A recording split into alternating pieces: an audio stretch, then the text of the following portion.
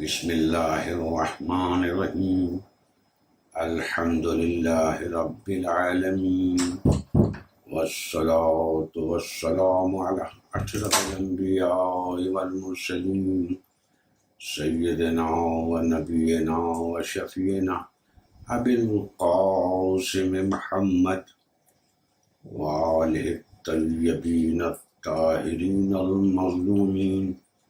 أما بعد فقد قال الله سبحانه وتعالى في كتابه المبين وهو أصدق الصادقين. بسم الله الرحمن الرحيم واستعينوا بالصبر والصلاة. کل آپ کی خدمت میں سورہ فاتحہ کی جو آیات ہیں ان کے اوپر گفتگو کر رہا تھا. جیسے میں نے عرض کیا کہ سورہ فاتحہ ایک دعا ہے. ہم جب اپنی ٹوٹی پھوٹی زبان میں اللہ تعالیٰ کی بارگاہ میں دعا کرتے ہیں، آداب دعا سے بالکل ناواقف ہونے کے باوجود بھی، پھر بھی اللہ تعالیٰ ہماری دعاؤں کو قبول فرماتا ہے. ہر شخص گواہ ہے. اگر آپ پوچھئے تو ہر شخص بتائے گا کہ ہماری دعائیں قبول ہوتی ہیں. پھر اس کے بعد ہم قرآن مجید کی ان دعاؤں کا سہارا لیتے ہیں جو اللہ نے پیغمبروں کی دعائیں ہیں، اور ان کو قرآن میں پیش کیا یہ سوچ کے کہ یہ مقبول دعائیں اللہ ہے جو قرآن مجید میں بیان فرما رہا ہے. جیسے ربنا اغفر لی ولوالدی وللمؤمنین یوم یقوم الحساب، یہ حضرت ابراہیم کی دعا ہے. یا جیسے ارشاد ہوا ہے کہ کچھ لوگ ایسے مانگتے ہیں اور اس کو ریکمنڈ کیا کہ ربنا آتنا فی الدنیا حسنۃ وفی الآخرۃ حسنۃ وقنا عذاب النار. تو ان دعاؤں کو ہم اس لیے استعمال کرتے ہیں کہ یہ بہرحال اللہ کی ریکمنڈڈ دعائیں جو قرآن میں ہیں. اس کے بعد ہم ان دعاؤں کا سہارا لیتے ہیں جو رسول اور آل رسول نے تعلیم فرمائی، کیونکہ ہم جانتے ہیں کہ وہ مزاج و قدرت سے واقف تھے. آداب دعا کا مکمل خیال اللہ کے انہوں نے بارگاہ رب العزت میں مانگا، لہٰذا جب ان کی دعائیں ہم پیش کریں گے، دعائیں ان کی ہیں لیکن الفاظ ہمارے ہیں، تو بارگاہ رب العزت میں قبول ہو جائے گی. تو آپ دیکھ رہے ہیں جہاں جہاں ہم کو اللہ کے سے نزدیکی نظر آ رہی ہے ہم اس کا سہارا لے رہے ہیں.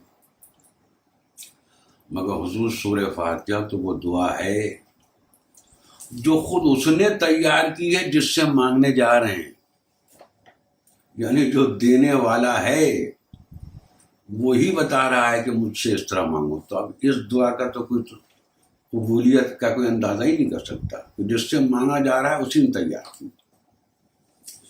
چنانچہ صرف اس میں دعا کو تعلیم نہیں بلکہ آداب دعا کی بھی تعلیم ہے. کل میں آپ سے جو عرض کر رہا تھا تو میں بسم اللہ الرحمن الرحیم سے مالک یوم الدین تک میں نے کچھ اس کی وضاحت کی تھی، اور میں ارادتاً مالک یوم الدین پر رک گیا تھا کیونکہ اصل دعا اب شروع ہو رہی ہے اس کے بعد. تو اب تک جو آیات تھیں سورہ فاتحہ میں، اور میں نے اس کے ذیل میں اپنی کمظرفی کے ہوتے ہوئے کچھ بیان کرنے کی کوشش کی، اس کو اب ذرا اس پرسپیکٹو سے آپ ملاحظہ فرمائیں تو اندازہ ہو کہ اب تک کیا کہا جا رہا تھا. یعنی اب تک کی آیات میں اللہ سبحانہ وتعالیٰ ہم کو دعا کرنے کے لیے تیار کر رہا ہے، آمادہ کر رہا ہے، اور یہ بتا رہا ہے کہ جب بھی اپنے تصور کو ڈیولپ کرو، تیار کرو، اور یہ سمجھ لو کہ تم مانگ کس سے رہے ہو. اب دیکھیے سب سے پہلی آیت جو تھی بسم اللہ الرحمن الرحیم. اب یہاں میں عرض کروں گا کہ جو مانگنے والے ہیں، جن کا پروفیشن ہی مانگنا ہے، یعنی فقیر جو ساری زندگی مانگتے ہیں، تو یقیناً جس نے اپنی ساری زندگی میں مانگنا ہی سیکھا ہو تو اپنے اس فن میں تو وہ ماہر ہوں گے. ان سے اگر آپ جا کے ان کو آبزرو کیجیے تو آپ کو ایک چیز کا اندازہ ہوگا کہ وہ بھی ہر ایک سے نہیں مانگتے ہیں، بلکہ مجمع میں ان لوگوں کو تلاش کرتے ہیں جن میں 2 صفتیں پائی جاتی ہیں. ہر ایک کے پاس وہ بھی نہیں جاتے ہیں، وہ ان لوگوں کو تلاش کرتے ہیں جن میں یہ 2 صفتیں ہوں، یعنی ایک کہ وہ صاحب دل بھی ہو اور دوسری یہ کہ وہ صاحب مال بھی ہو. اس لیے اور دونوں صفتیں ہوں، اس لیے کیونکہ خالی صاحب دل ہوا، بڑا نرم دل ہے لیکن صاحب مال نہیں ہے، دولت نہیں ہے اس کے پاس، تو جب اس سے مانگیں گے تو بیچارہ آمادہ تو ہوگا، بار بار جیب میں اس کے ہاتھ جائے گا لیکن اٹھا ہی نہیں تو کیا دے گا. اور دوسرا اگر کوئی شخص ہے جو صاحب مال تو ہے، بڑا دولت مند ہے لیکن صاحب دل نہیں ہے، تو یہ اتنا شفاق ہے کہ اس سے کتنا ہی مانگو یہ نہیں دے گا.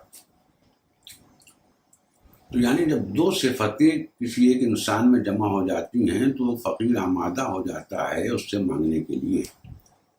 اب آپ ذرا تصور کیجیے کہ پروردگار عالم جس نے یہ دعا ہم کو سکھائی ہے کہ ہم اس سے مانگو، تو جو ہم کو اس دعا کے لیے تیار کر رہا ہے، اس کی سب سے پہلی آیت بسم اللہ الرحمن الرحیم، جس کا ترجمہ یہ ہے کہ شروع کرتا ہوں اس کے نام سے جو بے انتہا مہربان اور بہت رحیم ہے، بہت رحم کرنے والا ہے. یعنی اللہ اکبر، بہت مہربان ہے اور بہت رحم کرنے والا ہے. اور اس کے بعد جو الحمدللہ رب العالمین کی پوری تفصیل، اور جو آپ تصور کر سکتے ہیں کہ جو ساری کائنات زمین و آسمان کا مالک و خالق ہے، جس کے خزانوں کو تصور ہی نہیں کر سکتا. تو یہ 2 صفتیں جو ایک فقیر کو انسان سے مانگنے کے لیے مائل کر دیتی ہیں، یہ اپنی شباب پہ یہاں نظر آ رہی ہیں. اور پھر یہ حدیث قدسی بھی کہ جس میں ارشاد ہوا ہے کہ اگر آدم سے لے کے آخر تک جتنے انسان پیدا ہوئے ہیں اور ہوں گے، سب ایک جگہ جمع کر دیے جائیں اور ان سے کہا جائے کہ تمہیں جو کچھ مانگنا ہے مانگو، اور وہ سب مانگے اس کی بارگاہ میں، اور اللہ تعالیٰ ان کی سب حاجات کو پوری فرما دے. تو حدیث میں ہے کہ پھر سب کچھ دے دینے کے بعد اس کے خزانے میں اتنی بھی کمی نہیں ہوگی جتنی کسی ایک سمندر میں تم ایک نیڈل ڈالو اور نکال لو تو جو پانی نیڈل کے ساتھ چلا جاتا ہے، ان سمندر پہ کوئی ذرہ برابر اثر ہی نہیں ہوتی، اتنے خزانے. تو اس طریقے سے ہمیں پوری طریقے سے سورہ حمد کی یہ جو آیات ہیں یہ مائل کر رہی ہیں. پھر مالک یوم الدین، جب آخرت کی بھی تو ہم دعائیں کر رہے ہیں، دنیا آخرت دونوں کی، تو اس سے دعا کر رہے ہیں جو یوم الدین کا پورا پورا مالک، سب کچھ اسی کے اختیار میں ہوگا. اب یہ ساری چیزیں جب ذہن میں پوری طرح بیٹھ جاتی ہیں، اس کے بعد پھر یہ آیت آتی جس کی تفصیل اب میں آج آپ کی خدمت میں پیش کرنے کی کوشش کروں گا کہ ایاک نعبد و ایاک نستعین. اب یہ بڑی زبردست، اسے اگر غور کر لیا، اس سے پڑھا جائے تو واقعی میں انسان شرک کی جتنی قسمیں ان سے پاک ہو جائے. ایاک نعبد و ایاک نستعین، بارگاہ رب العزت میں کھڑے ہو کر اس کو مخاطب ہو کر اس کو حاضر و ناظر جان کے ہم یہ کہہ رہے ہیں کہ میں صرف تیری عبادت کرتا ہوں، ہم صرف اور صرف تیری عبادت کرتے ہیں اور صرف تجھی سے مدد مانگتے ہیں. یعنی ہم باقاعدہ یہ ایک اقرار نامہ ہم درج کرتے ہیں کہ پالنے والے ہم صرف تیری عبادت کرتے ہیں. کیوں؟ کیونکہ تیرے علاوہ کوئی لائق عبادت ہے ہی نہیں، اور صرف تجھی سے مانگتے ہیں اس لیے کیونکہ تیرے علاوہ کوئی دینے والا ہے ہی نہیں.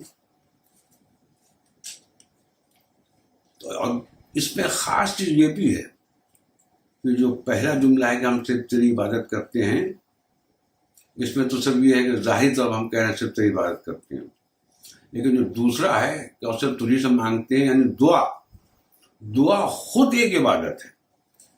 رسول خدا صلی اللہ علیہ وآلہ وسلم نے فرمایا اب دعا مخ العبادہ، دعا جو ہے وہ عبادت کا برین ہے۔ تو آپ نے دیکھا کہ ایاک نعبد و ایاک نستعین میں ہم نے یہ کمٹمنٹ کیا کہ پالنے والے ہم تو صرف تیری ہی عبادت کرتے ہیں اور صرف تجھی سے مانگتے ہیں۔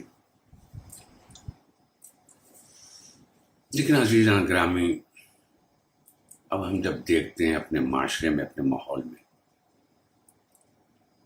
اور میں آپ کی خدمت میں عرض کر رہا ہوں، اسے پھر آپ کی توجہ دلاتا ہوں کہ یہ گفتگو جو چل رہی ہے یہ صرف اس لیے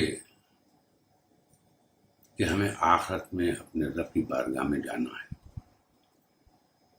اور میں آپ سے بھی یہ استدعا کرتا ہوں کہ آپ سے میں جو کچھ بھی کہوں اس پر صرف غور اس لیے کر لیجئے کہ اس کا تعلق آخرت سے ہے۔ اب جو میں بات آپ سے کہنے جا رہا ہوں وہ آپ کے اور ہمارے سب کے آبزرویشن میں کہ ہم سے نماز میں تو اللہ تعالیٰ بار بار یہ کہلوا رہا ہے، ایک دن میں 17 بار کہلوا رہا ہے، کئی بار کہلوا رہا ہے کہ ہم صرف تیری عبادت کرتے ہیں اور صرف تجھی سے مانگتے ہیں۔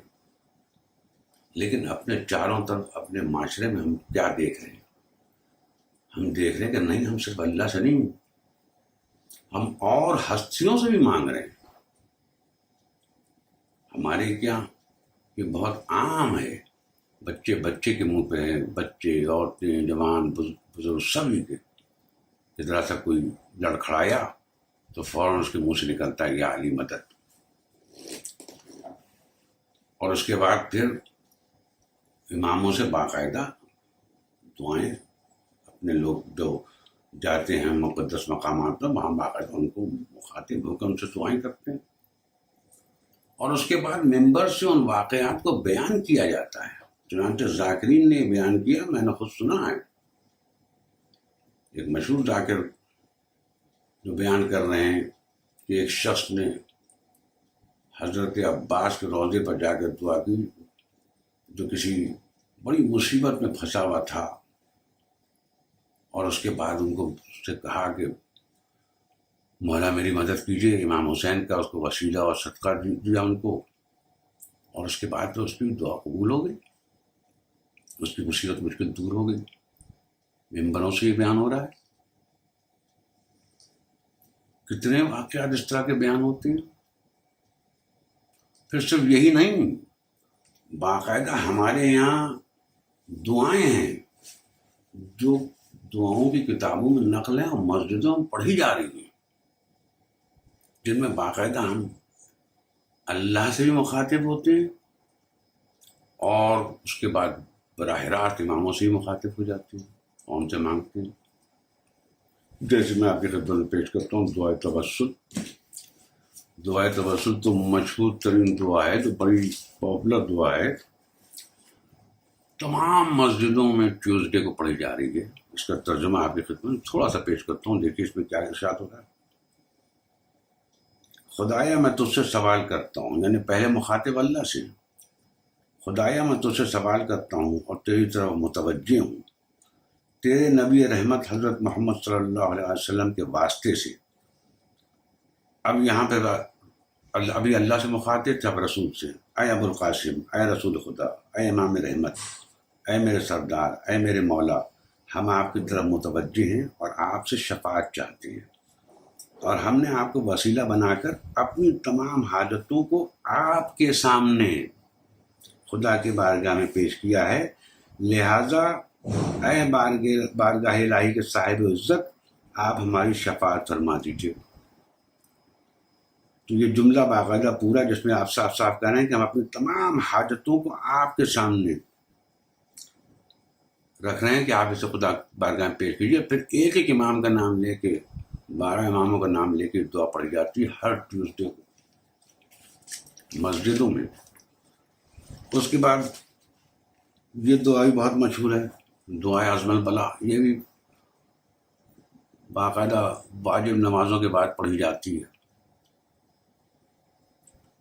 دعائے عزم البلا میں بھی دیکھیے آپ، پہلے اللہ کو مخاطب ہے، اس کے بعد رسول اکرم و امام علی کو مخاطب ہے، پھر آخر میں امام مہدی الزمان کو مخاطب ہے. کیا کہتے ہیں؟ سب سے پہلے اللہ کو مخاطب ہو کہنے، خدایا بلا مصیبت بہت عظیم ہے اور میری بے چارگی بھی واضح ہے، سارے پردے اٹھ چکے ہیں اور ساری امیدیں ٹوٹ چکی ہیں، زمین تنگ ہو گئی ہے اور آسمان کے راستے بند ہو گئے ہیں. اب تو ہی مددگار ہے اور تیری طرف فریاد ہے، اور ہر سختی و نرمی میں تیرے ہی اوپر بھروسہ ہے. یعنی یہاں اقرار کر رہے ہیں کہ ہر مصیبت میں تیرے اوپر بھروسہ ہے. خدایا حضرت محمد اور ان کی اس آل پر رحمت نازل فرما جو صاحبان امر ہیں، جن کی اطاعت کو تو نے فرض قرار دیا ہے. بے شک، اور اسی اطاعت سے تو نے ان کے مرتبے کو پہچانوایا ہے. بے شک، بالکل صحیح.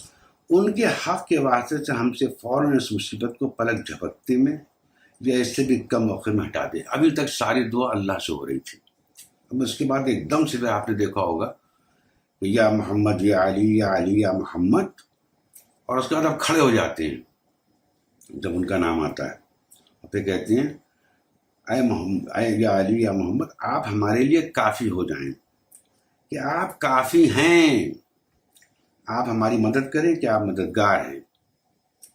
اے حضرت صاحب الزمان، اب امام زمانہ سے مخاطب ہو گئے. اے حضرت صاحب الزمان، فریاد ہے فریاد ہے فریاد، میری مدد کریں میری مدد کریں میری مدد کریں، ابھی ابھی، فوراً فوراً. تو اب آپ نے دیکھا کہ یہ وہ دعائیں ہیں جو باقاعدہ مسجدوں میں پڑھی جا رہی ہیں، جہاں علماء بھی ہیں. اب جو میں آپ کی خدمت میں عرض کروں گا، میں نے جو عرض کیا تو یقیناً بہت سے لوگ جو یہ سن رہے ہیں ان کو یہ ناگوار گزرا ہوگا، اور ایک ویلڈ کویسچن وہ مجھ سے کر سکتے ہیں، اور وہ یہ کہیں گے کہ تم خود کہہ رہے ہو کہ یہ دعائیں تمام مسجدوں میں پڑھی جاتی ہیں، علماء نے اس کو اپنی کتاب میں نقل بھی کیا ہے، ان میں علماء بھی شامل ہوتے ہیں، تو وہ تمہاری اوقات کیا ہے کہ تم اس کے بعد اس پہ اعتراض کر رہے ہو اور تمہیں یہ صحیح نظر نہیں آ رہا؟ تو ایک تو میں اس میں عرض کروں گا کہ سارے علماء اس میں شامل نہیں، بہت سے علماء ہیں جنہیں نے بتایا ہے کہ ان دعاؤں کی کوئی سند نہیں ہے. دعائے عزم البلا تو باقاعدہ لکھا ہوا ہے، کسی شخص نے خواب میں دیکھا تھا جس میں امام نے آ کے اس کو تعلیم دی ہے، تو امام نے، لیکن اس نے خواب میں دیکھا تھا تو راوی وہ ہوا. تو ایک تو سب علماء جو ہیں وہ پورے اس پہ اتفاق بھی کرتے ہیں، لیکن یہ صحیح ہے کہ ایک بڑی تعداد علماء کی ہے جو بیٹھتے ہیں، شامل ہوتے ہیں، انہیں اپنی کتابوں میں نقل بھی کیا ہے. تو اگر آپ مجھ سے یہ کہتے ہیں کہ تمہاری اوقات، تمہارا کیا علم، تو میں کہوں گا بالکل آپ صحیح فرماتے ہیں. جو جید علماء ہیں، علمی لحاظ سے میں اپنے کو کسی لائق نہیں سمجھتا ہوں، مگر اگر میری اوقات نہیں ہے کہ میں ان کے ہوتے ہوئے اس طرح کی بات کی طرف اشارہ کروں، تو اگر قرآن مجید میں اللہ سبحانہ تعالیٰ نے ان تمام باتوں کی تربیت کی ہے، اس کو بالکل غلط بتایا ہے، تو پھر علماء کی اوقات کہاں ہیں جو ان چیزوں کو کہہ سکتے ہوں؟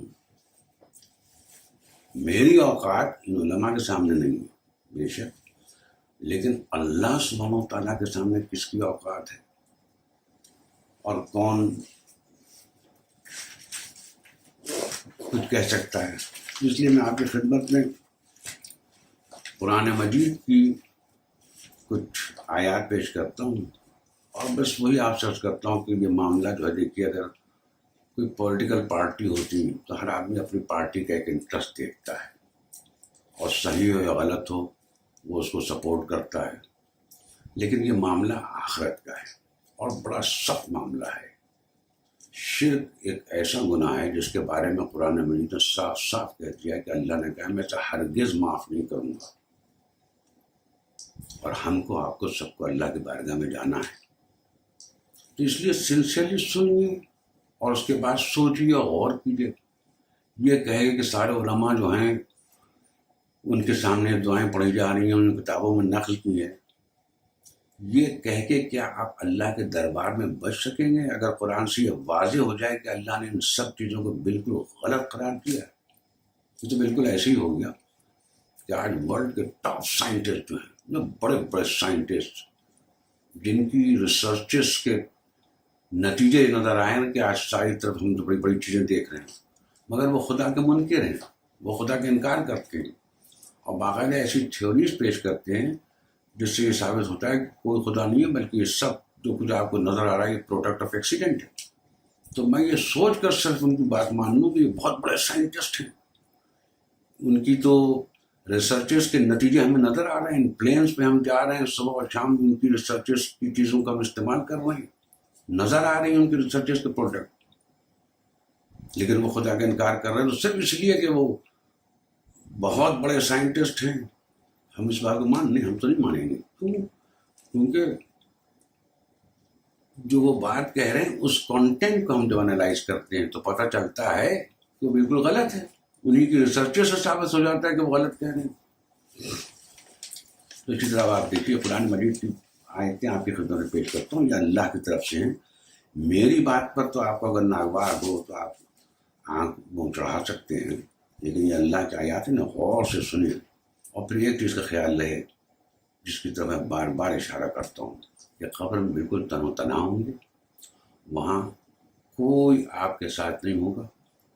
لہذا اگر آپ یہ سمجھتے ہیں کہ ان آیات کو جو میں آپ کی خدمت میں پیش رہا ہوں اس کے باوجود بھی آپ اللہ کو جواب دے سکتے ہیں، تو یقین اگر آپ اللہ کو جواب دے سکتے ہیں تو مجھے پھر آپ کی کسی جواب کی ضرورت نہیں ہے. اللہ کو مطمئن کر سکتا تو میری کیا اوقات ہے، میری کیا حیثیت. سب سے پہلے تو ایاک نعبد و ایاک نستعین، جس میں صاف صاف جو آپ پڑھتے ہیں اور روز اللہ کی بارگاہ میں ایک کمٹمنٹ ہے آپ کا کہ ہم صرف تیری عبادت کرتے ہیں اور صرف تجھی سے مدد چاہتے ہیں. اس کے بعد اسی انداز کی اور آیتیں جس میں ارشاد ہوتا ہے ہر عبادت میں اپنا رخ ٹھیک رکھو اور اسی کو پکارو، اپنے دین کو اس کے لیے خالص رکھ کر. سورہ اعراف میں ہے، یہاں پر اللہ تعالیٰ کہتے صرف اسی کو پکارو. اگر اور لوگوں کو پکارنے کی اجازت ہوتی تو کوئی گنجائش شاید میں رکھی گئی ہوتی. دوسری جگہ سورہ اعراف میں ارشاد ہو رہا ہے اور خدا کو پکارو اور خدا ہی کو پکارو خوف کے ساتھ اور طمع کے ساتھ. یہاں بھی اللہ تعالیٰ کہہ رہا ہے خدا کو پکارو.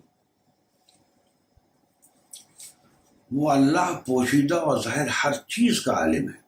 تم میں سے کوئی شخص خواہ آہستہ سے بات کرے یا زور سے، اور کوئی رات کی تاریکی میں چھپا ہو یا دن کی روشنی میں چل رہا ہو، سب اس کے لیے یکساں ہیں. اب جو میں نے آپ کی خدمت میں ابھی دعائے توسل کا ریفرنس دیا اور دعائے عظم البلا کا دیا، آپ مجھے بتائیے اس آیت کے بعد آپ کے ان دونوں دعاؤں کے متعلق کیا رائے ہوگی؟ یہ آیت اللہ کی طرف سے وہ علماء نے نقل کی ہے. ارشاد ہوتا ہے سورہ یونس میں، یہ لوگ اللہ کے سوا ان کی پرستش کر رہے ہیں جو ان کو نہ نقصان پہنچا سکتے ہیں اور نہ نفع، اور کہتے ہیں کہ یہ اللہ کے ہاں ہمارے سفارشی ہیں. ان سے کہو کیا تم اللہ کو اس بات کی خبر دیتے ہو جیسے وہ نہ آسمانوں میں جانتا ہے اور نہ زمین میں. اللہ اکبر. اللہ جو کائنات کے ذرے ذرے کا جس کو علم، وہ کہہ رہا ہے یہ تم کون سی بات بتا رہے ہو جس کائنات میں جو میں نہیں جانتا.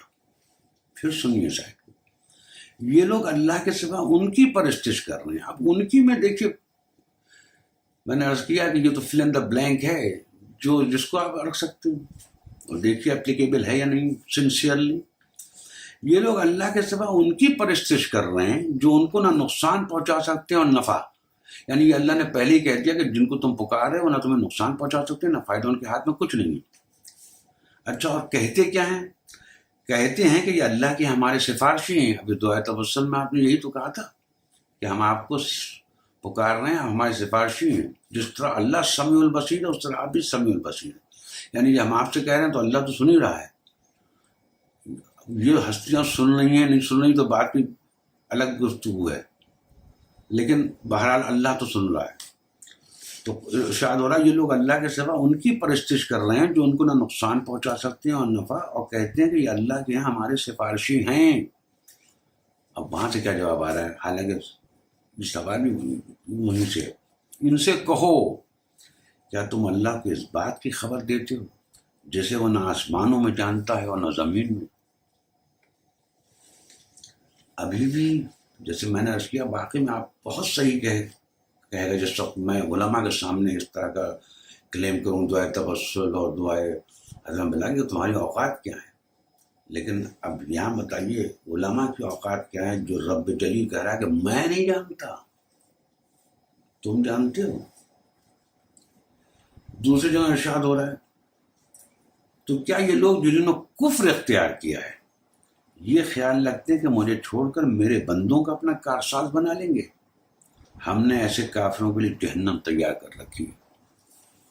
یعنی وہ عظیم ہستیاں تو اپنی جگہ ہیں، لیکن یہاں پہ کہا جا رہا ہے کیا یہ لوگ جنہوں نے کفر اختیار کیا، یہ کفر ہوا، جو یہ خیال رکھتے ہیں کہ مجھے چھوڑ کر میرے بندوں کو اپنا کارساز بنا لیں گے.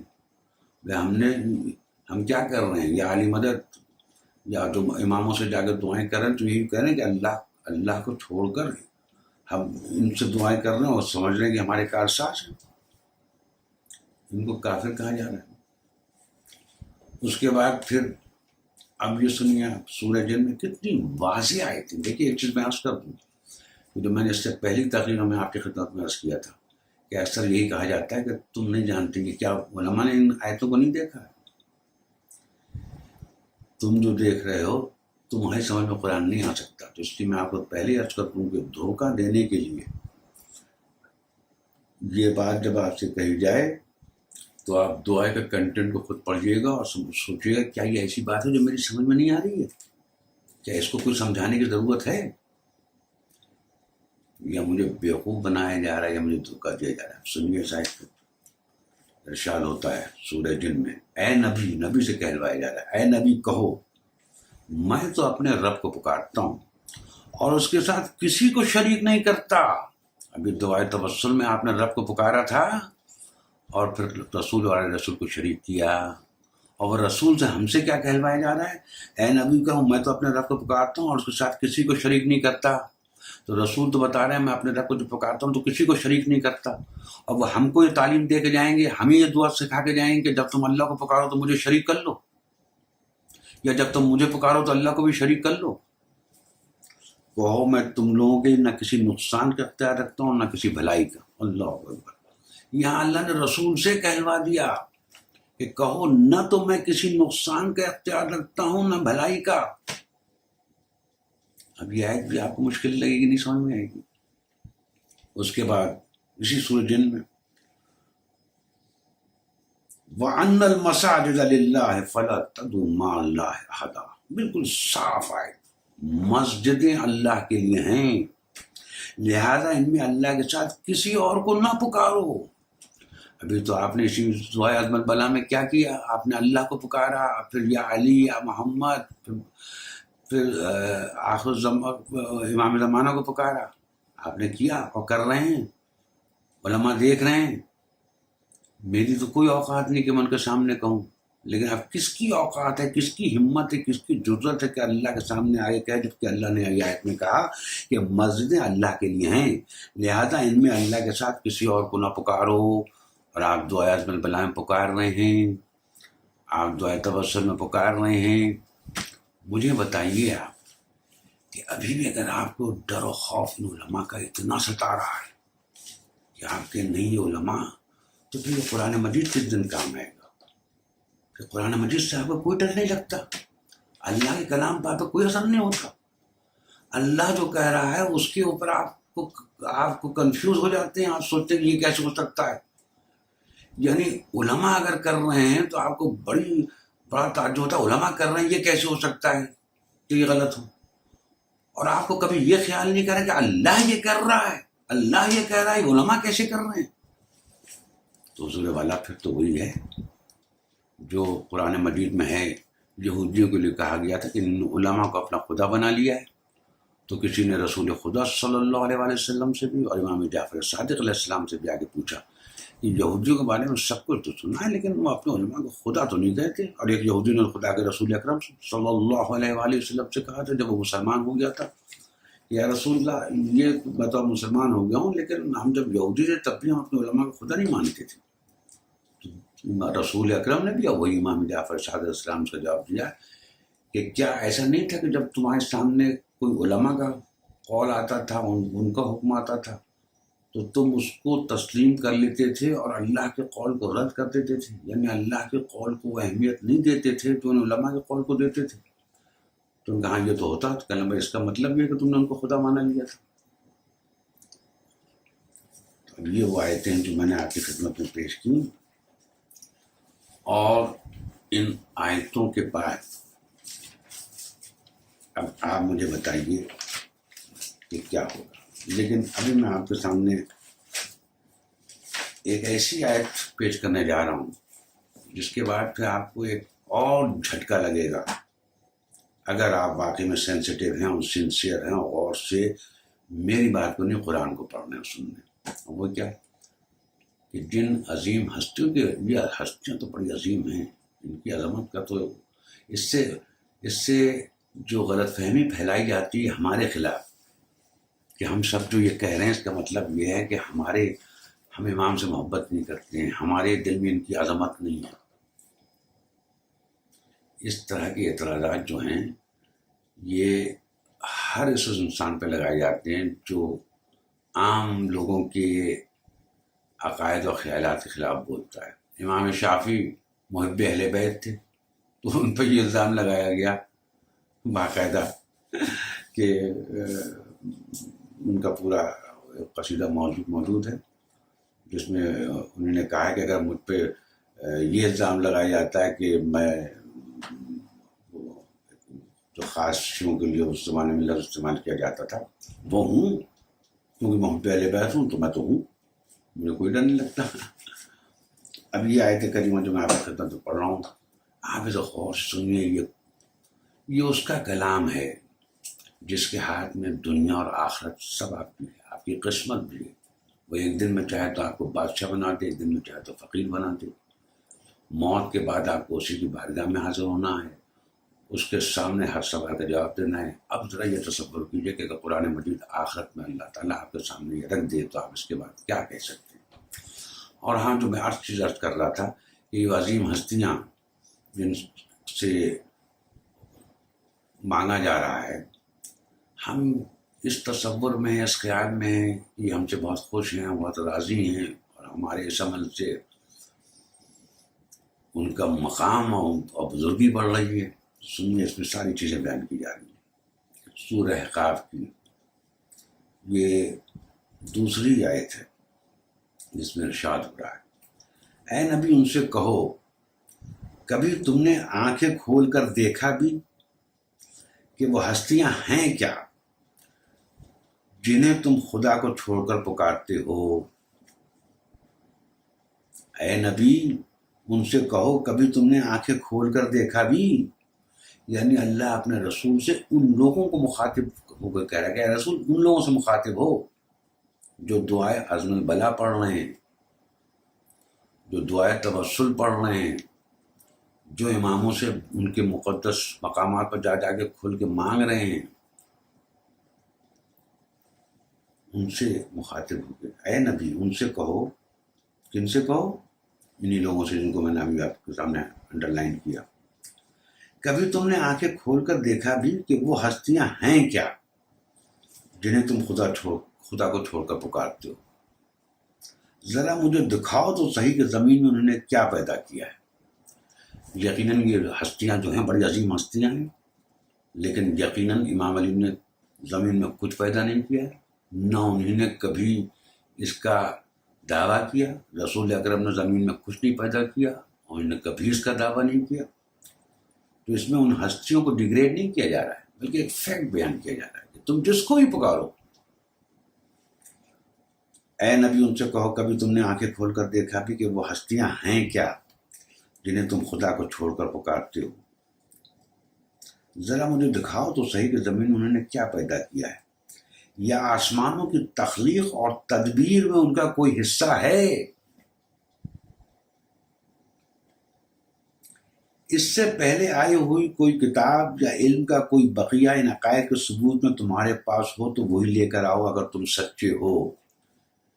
آپ کے پاس کوئی دلیل ہے؟ قرآن مجید جب آپ کے سامنے موجود ہے، اس پورے قرآن میں شروع سے آخر تک کہیں مجھے دکھا دیجیے جس میں براہ راست اللہ نے بہت ہی اسی آسان لفظوں میں کہہ دیا ہو کہ ہاں اے رسول میرے بندوں سے کہہ دو کہ جب تمہیں مصیبت و پریشانی ہو تو مجھ سے آ کے مانگ لیا کرو، یا رسول جاتے وقت کہہ گئے ہوں کہ میں جا رہا ہوں لیکن مجھے اللہ نے سمیع البصیر بنایا، جب تم نے پکار کے مجھے اس سے مانگو گے تو میں دوں گا۔ حالانکہ کوئی بعید نہیں ہے، ایسی جھوٹی جھوٹی حدیثیں نکال لائیں گے لوگ، ہو سکتا ہے، لیکن اگر نکال لائیں تو کہاں اسٹینڈ کر سکتی ہیں ان آیات کے سامنے؟ تو اس لیے یہاں یہ بھی نہیں ہے کہ کوئی آ کے مجھے بتایا کہ دیکھیے آپ نے، مجھے دیکھنے کی ضرورت ہی نہیں ہے۔ اس آیت کے بعد آپ کوئی گنجائش ہے کہ میں کچھ دیکھوں؟ پھر سنیے اس آیت کو۔ اے نبی ان سے کہو کبھی تم نے آنکھیں کھول کر دیکھا بھی کہ وہ ہستیاں ہیں کیا جنہیں تم خدا کو چھوڑ کر پکارتے ہو؟ ذرا مجھے دکھاؤ تو صحیح کہ زمین میں انہوں نے کیا پیدا کیا ہے، یا آسمانوں کی تخلیق و تدبیر میں ان کا کوئی حصہ ہے؟ اس سے پہلے آئی ہوئی کوئی کتاب یا علم کا کوئی بقیہ ان عقائد کے ثبوت میں تمہارے پاس ہو تو وہی لے کر آؤ اگر تم سچے ہو۔ یعنی یہاں کہا جا رہا ہے کہ اس سے پہلی کتاب، اس کا مطلب اس کتاب میں تو ہے ہی نہیں، اس کتاب میں ہوتا تو یہ کہنے کی ضرورت ہی نہیں تھی، نہیں اس سے پہلے کوئی کتاب میں ہو تو وہ بھی لے آؤ۔ آخر اس شخص سے زیادہ بہکا ہوا انسان اور کون ہوگا؟ اب مجھے بتائیے، وہ ابھی آپ مجھ سے کہتے تو مجھے برا نہیں لگتا کہ تمہاری اوقات کیا ہے، لیکن ان علماء کی اوقات کیا ہے جو اس چیز کی تعلیم دے رہے ہیں یا جنہوں نے اپنی کتابوں میں اس کو نقل کیا، ان کی اوقات کیا ہے؟ یہاں تو اللہ ان کے بارے میں جو ان کا پروفائل بتا رہا ہے وہ یہ ہے کہ آخر اس شخص سے زیادہ بہکا ہوا انسان اور کون ہوگا جو اللہ کو چھوڑ کر ان کو پکارے جو قیامت تک اسے جواب نہیں دے سکتے، بلکہ اس سے بھی بے خبر ہے کہ پکارنے والے ان کو پکار رہے ہیں۔ آپ نے ان کو سمیع البصیر بنا دیا تھا، اور یہاں یہی کہا جاتا ہے۔ اس جسٹیفیکیشن کو میں ضرور کلیئر کر دوں، اور یہ علماء کہتے ہیں، عام پبلک نہیں کہتی۔ جب کہا جاتا ہے کہ آپ اللہ کے علاوہ انعاموں سے اس طرح مانگ رہے ہیں تو کہتے ہیں نہیں، ہم اللہ کو مانتے ہیں، ساری طاقت و قدرت اللہ کی ہے، انعاموں کی کچھ نہیں ہے ان کے پاس، اللہ نے ان کو طاقت دی ہے، اللہ نے ان کو اختیارات دی ہیں، اللہ نے ان کو سمیع البصیر بنایا۔ تو حضور والا، اگر اللہ نے ان کو طاقت دی ہے، اللہ نے سمیع البصیر بتایا، تو قرآن مجید میں دکھا دیجیے کہیں۔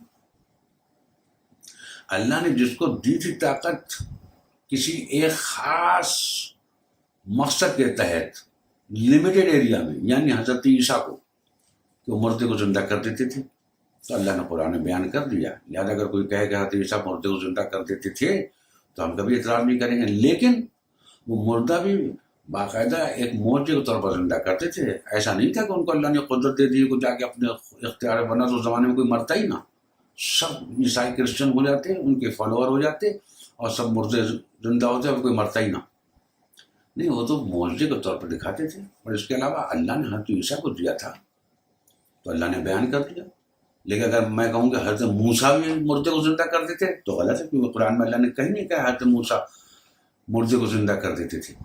یا حضرت عیسیٰ کے پاس بھی کوئی ایسا وسا تو ہوگا، وہ ایک بار نہیں 1000 بار پھینکتے وہ سانپ نہیں بنتا۔ تو اللہ نے جس پیغمبر کو جو دیا ہے اور جو بیان کر دیا اس پہ ہم کبھی اعتراض نہیں کریں گے۔ لیکن کہاں قرآن مجید میں اللہ تعالیٰ نے کہا ہے کہ میں نے رسول یا آل رسول کو یا کسی کو بھی سمیع البصیر بنا دیا ہے کہ ہر جگہ ہے؟ آپ کینیڈا میں گر رہے ہو، آپ نے کہا یا علی مدد، اور میں علی گڑھ میں لڑکھڑایا تو میں نے کہا یا علی مدد۔ وہ ہر جگہ موجود ہیں، سمیع البصیر ہیں، اور سنتے ہیں، میری مدد کرتے ہیں۔ کہاں قرآن سے اس کا جسٹیفیکیشن ہو رہا ہے؟ یہ آیت تو یہ بتا رہی ہے، اللہ اکبر، یہ آیتیں قرآن میں موجود ہیں، آپ سوچیے۔ آخر اس شخص سے زیادہ بہکا ہوا انسان اور کون ہوگا جو اللہ کو چھوڑ کر ان کو پکارے جو قیامت تک اسے جواب نہیں دے سکتے، بلکہ اس سے بھی بے خبر ہے کہ پکارنے والے ان کو پکار رہے ہیں، وہ بے خبر ہیں کیونکہ وہ سن ہی نہیں سکتے ہیں۔ دیکھیے اب یہاں پھر میں عرض کر دوں، بحث مت کیجیے گا، سمجھنے کی کوشش کیجیے سنسیئرلی۔ ہاں جو واقعی میں کوشچنس آئے ہیں وہ ضرور کر لیجیے۔ آپ کہیں یہ لوگ تو شہید ہیں، اور اللہ نے قرآن میں کہا ہے کہ شہید زندہ ہے، بے شک شہید زندہ ہے، قرآن کہہ رہا ہے، بہت جمع کا ہے، گمان بھی مت کرنا کہ یہ مردہ ہیں، زندہ ہیں۔ لیکن اللہ نے یہی تو کہا ہے کہ زندہ ہیں، یہ تو نہیں کہا کہ زندہ ہونے کے بعد میں نے ان کو سمیع البصیر بنا دیا ہے، میں نے ان کو ساری کائنات اختیار کر دیا، ساری کائنات ان کو اختیار میں، ضرورت جتنا کہا ہے اتنا ہی مانیے کہ زندہ ہیں۔ کس حال میں زندہ؟ اللہ نے خود ہی کہا کہ تم شعور نہیں رکھتے، ہماری طرف سے ان کو رزق بھی ملتا ہے۔ تو جو چیز مجھے اللہ نہ بتائے اور وہ غیب کی ہو، مجھے کیا حق پڑتا ہے کہ اس کے آگے میں اسے ایڈ کر دوں اور پھر اپنی آخرت خراب کر لوں؟ اب اس کے آگے اور سنیے، یہ چیز جو ہے یہ بڑے افسوسناک سچویشن ہے کہ جن سے ابھی شدید محبت کا اظہار ہو رہا ہے، جو میں نے ابھی کل جو قرآن مجید کی آیت پرسوں پڑھی تھی کہ اللہ سے زیادہ محبت کا اظہار ہو رہا ہے۔ اللہ نے کہا ان سے اتنی محبت کرتے ہیں جیسے اللہ سے محبت کرنی چاہیے، یعنی اللہ سے ایسی محبت نہیں کرتے ہیں جیسے ان سے کرتے ہیں۔ وہ جن سے آپ اتنی محبت کرتے ہیں وہ آپ سے کتنی محبت کریں گے، یہ قرآن یہاں بتا رہا ہے۔ اور جب تمام انسان جمع کیے جائیں گے اس وقت وہ اپنے پکارنے والوں کے دشمن اور ان کی عبادت کے منکر ہوں گے۔ اب بتائیے آپ مجھے کہ وہ ہستیاں جو واقعی عظیم ہستیاں ہیں، جن کو اللہ سبحانہ وتعالی حق شفاعت عطا فرمائے، جو ہماری شفاعت کر سکتی ہیں، اور جن سے آپ بڑی محبت کا اظہار کر رہے ہیں، مگر ان حرکتوں کے بعد وہ آپ سے اتنی ناراض ہیں کہ قیامت میں جب ان کو سب بتایا جائے گا کہ انہیں نے آپ کو خدا کی جنہ کھڑا کر دیا تھا، آپ کو اللہ کے ساتھ پکارتے تھے اور آپ اللہ کو تو بالکل بھول ہی گئے تھے، صبح سے شام تک جب سفر کرتے تھے امام ضامن باندھتے تھے کہ ہم امام کی ضمانت میں جا رہے ہیں، رسول سے کہا کے گئے تھے کہ نماز سفر پڑھ کے جاؤ، آپ نے امام ضامن، جب گرتے تھے تو کہتے تھے یا علی مدد، جب کوئی مصیبت پڑتی تھی تو کہتے تھے مولا مدد کے لیے آئیے، باقاعدہ صبح و شام آپ ہی کو یاد کرتے رہتے تھے۔ جب یہ سب بتایا جائے گا تو ہم تو اور آپ تو سمجھیں کہ ان کے دل میں کچھ ترس آئے گا، محبت آئے گا، نہیں تو سب کو بھول کے، اللہ کو بھول کے ہمارے اوپر ساری زندگی صرف کر دی تھی۔ لیکن یاد رکھیے یہ کون ہے؟ وہ ہیں جنہوں نے اللہ کی محبت میں اپنی جانوں کو قربان کر دیا۔ یہ وہ ہستیاں ہیں جنہوں نے اللہ کی محبت میں اپنے جوان بیٹے کی لاش پر کھڑے ہو کر اللہ کی وحدانیت کی تصدیق کی ہے۔ یہ وہ ہیں، تو یہ آپ سے محبت کرتے ہیں، اللہ سے محبت کرتے ہیں۔ قرآن بتا رہا ہے کہ جب ان کو یہ سب پتہ چلے گا، جب تمام انسان جمع کیے جائیں گے، اس وقت وہ اپنے پکارنے والوں کے دشمن اور ان کی عبادت کے منکر ہوں گے، یعنی وہ صاف صاف کہہ دیں گے کہ نہ ہم نے ان سے کبھی یہ کہا تھا کہ تم مدد کے لیے ہمیں پکارو، ہم تمہاری حاجت روائی کرنے والے ہیں، اور نہ ہمیں یہ خبر کہ یہ لوگ ہمیں پکارا کرتے تھے، انہوں نے خود ہی ہمیں حاجت روا فرض کر لیا اور خود ہی ہم کو پکارنا شروع کر دیا۔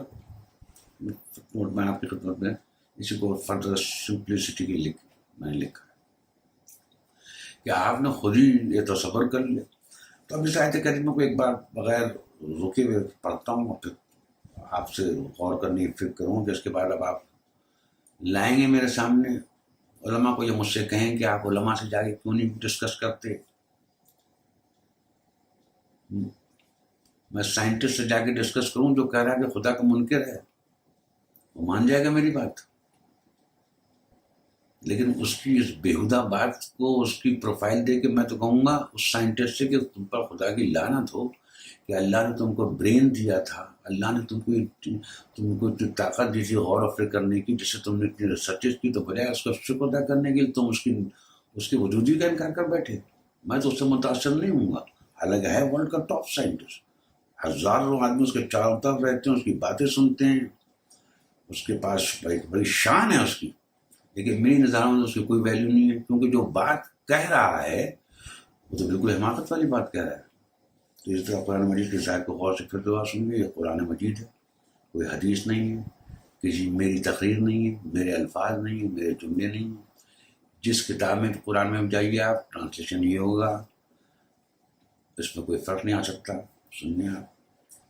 اے نبی ان سے کہو، کبھی تم نے آنکھیں کھول کر دیکھا بھی کہ وہ ہستیاں ہیں کیا جنہیں تم خدا کو چھوڑ کر پکارتے ہو؟ ذرا مجھے دکھاؤ تو صحیح کہ زمین میں انہوں نے کیا پیدا کیا ہے، یا آسمانوں کی تخلیق و تدبیر میں ان کا کوئی حصہ ہے؟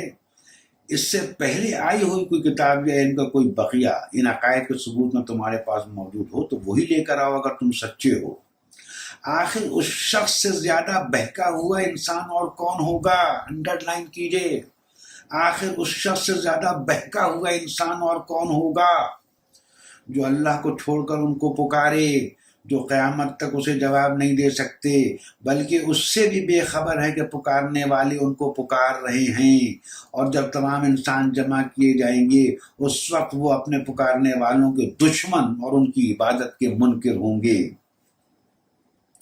یعنی وہ صاف صاف کہہ دیں گے کہ نہ ہم نے ان سے کبھی یہ کہا تھا کہ تم ہمیں مدد کے لیے پکارو، اور نہ ہم نے کبھی سنا تھا کہ یہ ہمیں پکار رہے ہیں، تو اب ہمیں آپ خبر دی جا رہی ہے. تو عزیزان گرامی، یہ جو میں نے عرض کیا، اور اس کے بعد پھر میں آپ کو عرض کر دوں کہ اب وہ علماء جو بہرحال علم حاصل کیا ہے انہوں نے، وہ اس آیت کو پڑھ لیں. میں اپنی طرف سے کوئی کمنٹ نہیں کروں گا، اور سوچ لیں کہ کہیں یہ ان کی ممکن تو نہیں ہے، کہیں ایسا حادثہ تو پیش نہیں آ سکتا. یہ بھی قرآن مجید میں سورہ انعام میں ارشاد ہوا ہے. کاش تم ظالموں کی اس حالت میں دیکھ سکو جبکہ وہ سکرات موت میں ڈبکیاں کھا رہے ہوں گے. موت میں ہم نے کبھی ابھی دیکھا نہیں، مرتے ہوئے لوگوں کو دیکھا ہے لیکن اندازہ بھی نہیں ہو سکتا. بڑا سخت جملہ ہے قرآن کا. کاش تم ظالموں کو، یہاں ظالم کہہ کے اللہ مخاطب فرما رہا ہے، کاش تم ظالموں کو اس حالت میں دیکھ سکو جبکہ وہ سکرات موت میں ڈبکیاں کھاتے ہوں گے، جبکہ وہ سکرات موت میں ڈبکیاں کھا رہے ہوں گے، اور فرشتے ہاتھ بڑھا بڑھا کر کہتے ہوں گے لاؤ نکالو اپنی جان، آج تمہیں ان باتوں کی پاباش میں ذلت کا عذاب دیا جائے گا جو تم اللہ پر تہمت رکھ کر ناحق بکا کرتے تھے اور اس کی آیات کے مقابلے میں سرکشی دکھاتے تھے. اور اللہ فرمائے گا اب تم ویسے ہی تن و تنہا ہمارے سامنے حاضر ہو گئے جیسے ہم نے تمہیں پہلی مرتبہ اکیلا پیدا کیا تھا. جو کچھ ہم نے تمہیں اس دنیا میں دیا تھا وہ تم چھوڑ کر آئے ہو، اور اب ہم تمہارے ساتھ تمہارے ان سفارشوں کو بھی نہیں دیکھتے جن کے متعلق تم سمجھتے تھے کہ تمہارے کام بناتے ہیں، جن کے متعلق تم سمجھتے تھے کہ تمہارے کام بنانے میں ان کا بھی کچھ حصہ ہے. تمہارے آپس کے سب رابطے ٹوٹ گئے اور وہ سب تم سے گم ہو گئے جن کا تم ظن رکھتے تھے. علماء اور عام پبلک سب کے لیے یہ آیت ایک دفعہ اور عرض کر دوں، اور اسے غور سے سنیے گا، غور سے پڑھیے گا. یہ ہونے جا رہا ہے، یہ وہ بتا رہا ہے جو کائنات کا رب ہے. اگر قرآن پہ یقین ہے کہ یہ اللہ کی طرف سے نازل ہوا ہے، اور اگر یقین ہے کہ موت آئے گی، اور اگر یقین ہے کہ آخرت میں اللہ کے سامنے کھڑا ہونا ہے، تو یہ وہ منظر کھینچا جا رہا ہے جس وقت ڈیتھ ہو رہی ہوگی، جس وقت ہم ہاسپٹل میں ہوں گے اور اس وقت ہماری روح قبض کی جا رہی ہوگی. اس وقت کا سما وہ کھینچ رہا ہے جس کے حکم سے سب ہو رہا ہوگا. سنیے، کاش تم ظالموں کو اس حالت میں دیکھ سکو. تمہیں ابھی نظر نہیں آ رہے ہیں، بہت سے چلے گئے جن کے ساتھ یہ ہو چکا ہے، بہت سے جائیں گے جن کے ساتھ یہ ہوگا. تو قرآن مجید میں اللہ تعالیٰ ارشاد فرما رہا ہے کاش تم ظالموں کو اس حالت میں دیکھ سکو جبکہ وہ سکرات موت میں ڈبکیاں کھاتے ہوں گے. کاش تم ظالموں کو اس حالت میں دیکھ سکو جبکہ وہ سکرات موت میں ڈبکیاں کھا رہے ہوتے اور فرشتے ہاتھ بڑھا بڑھا کر کہہ رہے ہوتے ہیں لاؤ نکالو اپنی جان، آج تمہیں ان باتوں کی پاداش میں ذلت کا عذاب دیا جائے گا جو تم اللہ پر تہمت رکھ کر ناحق بکا کرتے تھے۔ اللہ نے کہیں نہیں کہا تھا، پورے قرآن میں کہیں اس کا ذرہ برابر نشان نہیں ملتا تھا، اور تم اللہ پر تہمت بنا کر کہتے تھے کہ اللہ نے یہ کہا ہے، اللہ کے رسول نے یہ کہا ہے، اماموں نے یہ کہا ہے۔ تمہیں ان باتوں کی پاداش میں ذلت کا عذاب دیا جائے گا جو تم اللہ پر تہمت رکھ کر ناحق بکا کرتے تھے اور اس کی آیات کے مقابلے میں سرکشی دکھاتے تھے۔ اس کے آیات کے بعد سرکشی دکھانا کیا کہ جب یہ ساری میں آیات پیش کروں گا تو جو یہ کر رہے ہیں وہ یقیناً میں نہیں مانتا ہوں کہ فوراً اپنی زندگی کو ایک دم سے بدل دیں گے، کاش کے بدل دیں۔ بہت ممکن ہے وہ قرآن کی آیت میں آ کے مجھ سے توجہ کریں گے، ڈسکس کریں گے، ادھر ادھر کی باتیں کریں گے۔ یہ اللہ کی آیات کے مقابلے میں سرکشی دکھانا ہوگی کہ اللہ نے اتنا صاف صاف بیان کر دیا، اس کے باوجود بھی تم اس کو دوسری طرف موڑ رہے ہو اور اس کو دوسرے معنی پہنانا چاہ رہے ہو، اور اس کے پورے اثر کو زائل کرنا چاہ رہے ہو کہ اگر ایک آدمی ڈر گیا ہے، خوفزدہ ہو گیا، تو تم پھر اس کو نڈر بنا رہے ہو۔ اس کے لیے اللہ تعالیٰ ارشاد فرمانا جو ایسا آدمی ایسا نڈر ہو کہ ان آیات کو پڑھنے کے بعد اسے خوف نہ آئے۔ اور تعجب نہیں ہے، دنیا میں ایسے انسان تھے۔ کیا عمر ابن سعد نہیں جانتا تھا کہ نواسر حسین کون ہے؟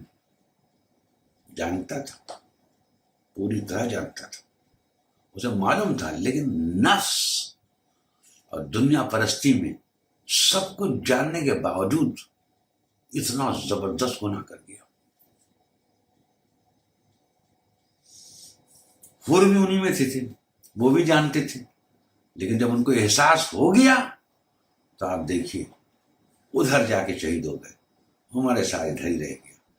آج دونوں چلے گئے، کوئی نہیں، انجام کتنے مختلف ہیں، ایک جنت کے سب سے اوپر درجے میں، ایک جہنم کے سب سے نیچے درجے میں، صرف تھوڑی دیر کی نفس پرستی کے لیے۔ تو اس لیے ان چیزوں میں مت کھیلیے۔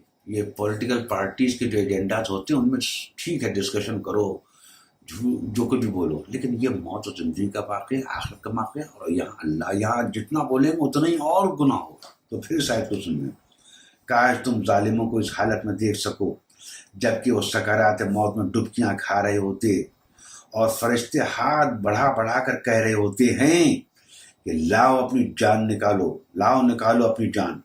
آج تمہیں ان باتوں کی پاداش میں ذلت کا عذاب دیا جائے گا جو تم اللہ پر تہمت رکھ کر ناحق بکا کرتے تھے اور اس کی آیات کے مقابلے میں سرکشی دکھاتے تھے۔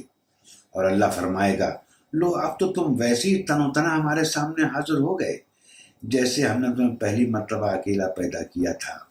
جو کچھ ہم نے تمہیں دنیا میں دیا تھا وہ سب تم پیچھے چھوڑ آئے ہو، اور اب ہم تمہارے ساتھ تمہارے ان سفارشیوں کو بھی نہیں دیکھتے جن کے متعلق تم سمجھتے تھے کہ تمہارے کام بنانے میں ان کا بھی کچھ حصہ ہے۔ یعنی وہ عظیم ہستیاں جو یقیناً اپنی جگہ عظیم ہیں، مگر انہوں نے کب دعویٰ کیا تھا کہ موت کے وقت ہم تمہاری مدد کرنے کو آئیں گے؟ جو آپ کہتے ہیں کہ موت کے وقت امام علی تشریف لائیں گے، امام علی نے تو کبھی نہیں کہا، نہ قرآن نے کبھی کہا۔ قرآن تو آج یہ کہہ رہا ہے کہ ہمیں فرشتے کہہ رہے ہیں کہ ہمیں تو نظر نہیں آ رہے، کہاں ہیں وہ؟ تم یہ کہتے تھے، تم نے خود ہی یہ عقیدہ قائم کیا تھا، لہٰذا تم اس کے ذمہ دار ہو۔ اب ہمیں بتاؤ، ہمیں تو نظر نہیں آ رہے، اور اب ہم تمہارے ساتھ ان سفارشیوں کو بھی نہیں دیکھتے ہیں جن کے متعلق تم سمجھتے تھے کہ تمہارے کام بنانے میں ان کا بھی کچھ حصہ ہے۔ تمہارے آپس کے سب رابطے ٹوٹ گئے اور وہ سب تم سے گم ہو گئے جن کا تم وزن رکھتے تھے۔ ابھی تو میں آپ سے عرض کر رہا ہوں کہ یہ سلسلہ قائم رہے گا، وقت کی تنگی ہے۔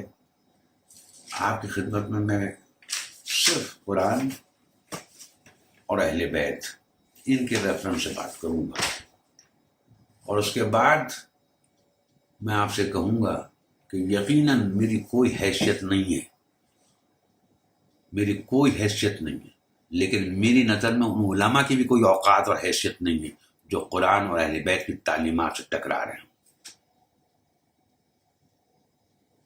کیونکہ یہ وہ عظیم ہستیاں ہیں جو اللہ کے معاملے میں ان کے اقوال جب آپ کو خدمت میں پیش کروں گا، یہ وہ ہستیاں ہیں جو اللہ کی بارگاہ میں جنہوں نے اپنے کو توڑ دیا تھا۔ جوان بیٹا شہید ہوا، اللہ اکبر، لیکن لا الہ الا اللہ لا الہ الا اللہ ان کے منہ سے نکلتا رہا. امام زین العابدین علیہ السلام نے کیا کیا تکلیفیں اٹھائیں. کیا بھول جائیں گے اس وقت کو کہ جس وقت حضرت زینب آ کے ان سے کہنی بیٹا تمہیں دیکھ کر تو ایسے لگ رہا ہے جیسے فصل انصاری سے تمہاری روح پرواز کر جائے گی. اور وہ کہتی ہیں پھپھی اماں آپ دیکھ نہیں رہے میں اپنی بابا کی لاش کو کس حال میں دیکھ رہا ہوں کہ یہ وہ عظیم ہستیاں ہیں جنہوں نے یہ اپنی آنکھوں سے دیکھا تھا. اور اس کے ان کو شام میں جس طرح لے جایا گیا, جب ان سے پوچھا گیا کہ سب سے زیادہ آپ کا مصیبت کا وقت کون سا پڑا تو کہا شام شام, مجھے غلام کی طرح جس کا کوئی آقا نہ لے جایا گیا.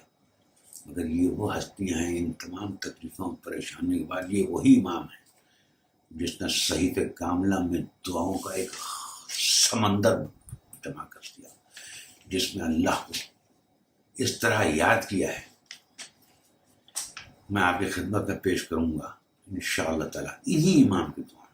اور اس کے بعد بتائیے گا کہ یہ امام جن کی دعائیں میں آپ کی خدمت میں پیش کروں جو موجود ہیں, کیا یہ امام پسند کریں گے کہ آپ اللہ کو چھوڑ کر ان کے نام پر یہ سب کرتے پھریں, اور اس کے بعد پھر آپ لوگوں سے مرعوب ہو کر اگر کوئی آپ کو سمجھائے تو اس کو آپ ناگوار سمجھیں اور اس سے آپ نفرت کریں. اس میں میرا نہ کوئی نفع و نقصان دنیاوی لحاظ سے تو نہیں ہے, اخروی لحاظ سے یقیناً میری ایک ذمہ داری تھی جس کو میں نے پورا کیا. جو بھاگ گیا رب العزت پر قبول ہو جائے تو اس کا احسان و کرم ہوگا. اور ان عظیم ہستیوں کے جن کے دن سے یہ ایام کہ انہوں نے اللہ ہی کے اس پیغام کو پہنچانے کے سلسلے میں اپنی قیمتی جانوں کو قربان کیا تھا. لہذا اگر واقعی میں ان عظیم ہستیوں سے محبت ہے تو اس محبت کا تقاضا یہ ہے کہ انسانوں سے مت ڈرو, انسانوں سے مرعوب مت ہو. کیا حسین ابن علی اور علی ابن حسین کے سامنے دنیا کا بڑے سے بڑا عالم وہ کیا 1000 امامیں پہن کر آ جائے اور 1000 ردائیں اپنے پر ڈال کے آ جائے, مجھے مرعوب کر سکتا ہے؟ بارگاہ رب العزت میں دعا کے پانے والے ہم کو سنسیئرلی ان تمام چیزوں کو سوچنے کی توفیق عطا فرما, اور جس جس کے پاس میری آواز پہنچ رہی ہے پالنے والے اس پر رحم فرما کہ میں اس کو شیطان نہ بہکا پائے. اس کو توفیق عطا فرما کہ خود اپنی آنکھوں سے ان قرآن کی آیتوں کو جا کے پڑھے اور دیکھے اور سوچے اور سمجھے کہ اگر اللہ یہ کہہ رہا فرما رہا ہے تو پھر یہ جو ہو رہا ہے اس کی ترجیح کیسے کی جا سکتی ہے, اس کو کیسے مانا جا سکتا ہے. وآخر دعوانا